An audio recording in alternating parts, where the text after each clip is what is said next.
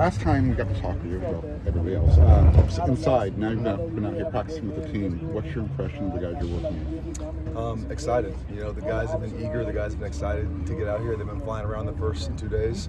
It's a new scheme, so there's definitely some stuff that we've had to correct, but it's been good stuff. You know, it's good to get the kinks out early. What's the installation been like these first 2 days? Slow. It's been slow. So everything we've installed so far, we've already installed before spring. So it's nice. It's kind of their second time going over it. We'll get into new stuff starting next week. What responsibilities are you putting on yourself to get the guys ready for the season?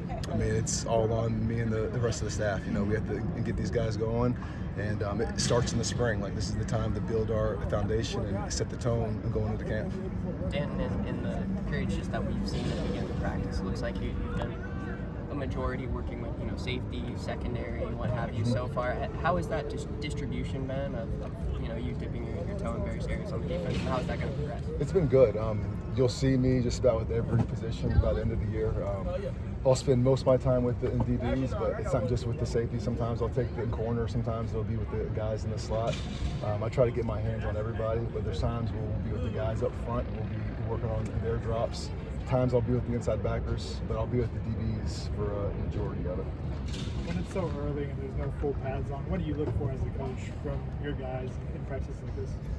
Communication, effort, and then you can still attack the football, you know, and that's something that we're just putting a big emphasis on, especially, like you said, without pads, because there's only so much you can evaluate at this point.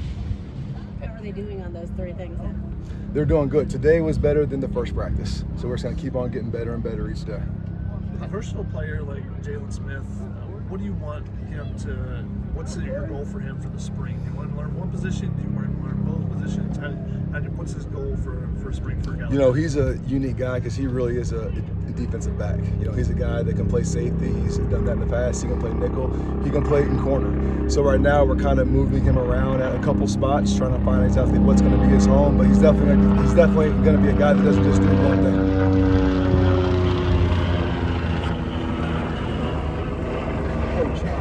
Rightly mentioned about a few standout freshmen in the first 2 days of practice. You specifically mentioned as one more keys. What specifically have you seen in him over the first 2 days of practice? Just poise, you know, for these, not just him, just all the high school kids out here. You know, I forget that they're supposed to be in high school right now. And to be out here with these older kids and to get this playbook and thrown at them at this point, I've just been really impressed with just their poise, especially him and how he's handled everything so far.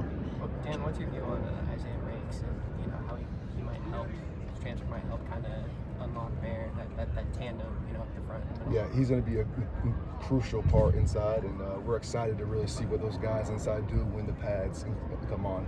Right now, it's more about just alignment, assignment, and technique. When the pads come on, we'll have a really good idea. What do you see from this defensive staff as a whole now that you're on the field together coaching? They're very passionate. They're great coaches. You know, I get a chance to go into all their rooms, hear them install, hear them coach. You know, you see them coach in Indy. It's a very, very good and passionate staff. Are there any common traits you look for when you were targeting transfers in secondary? Obviously, in playing experience, you know, speed. You know, we like guys that can stay on top on the outside. Size, you know, we wanted to get some more length on the outside, and then we just want to keep on improving our versatility. You know, guys, there's obviously going to be some guys who play in corner only, but the more guys we can have that can do both, the better. Well, what's your view on kind of the linebacker core? I mean, Mason was a guy who played a lot of Mike last year. Easton obviously did too, but they're, you know, might line up together. How do you view that kind of shaking out? Right now, we're playing all those guys, and in my mind, they're all inside backers, you know, and we want them to learn both, because like you said, there might be times where Easton's out there with Mason, there might be times where Eric's out there with them. We don't know exactly how it's going to shake out, but we want those guys to be able to play in both.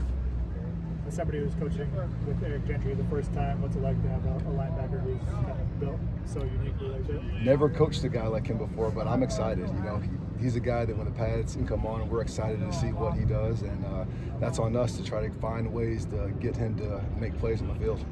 When you were looking at film when, you know, first came in, took this job, to see you guys 10, 15 pounds, you know, heavier now, especially up front, is that big difference to you? You know, just seeing that, you feel like that's going to make a real impact? It is. I do. That's a credit to the strength staff, the nutritionists. They've done a great job. I think you just look at the guys physically from when I got here to now, especially the guys up front. They just look different. You don't know exactly until the pads are on, so that's why we're eager to see that. But as far as just how they look and just their size and their strength, we're super excited. When Coach Riley was going through the hiring process, one of the things that attracted you to him was your ability to adjust on a week-to-week basis. What attracted you to this program and wanted to work for Coach Riley? As far as the program, just the history and the tradition of a school like this, you know, you look at all the great coaches and players that have come through here. So to get a chance to be a part of a program like this is a hard thing to turn down. And then especially with a head coach like Coach Riley, you know, from a defensive standpoint, you always want to be with a guy that's going to score points, and we know he's going to do that.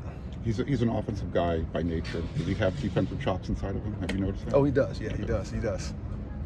You said he's been inside all the defensive install meetings this spring. Like, what's it like having head coach kind of sit in on That's been the norm everywhere I've been. So as far as just him wanting to know exactly, you know, what the new defensive scheme is, how it's going to be taught. So when he sees stuff out here on the field, he has an idea of what's going on as well.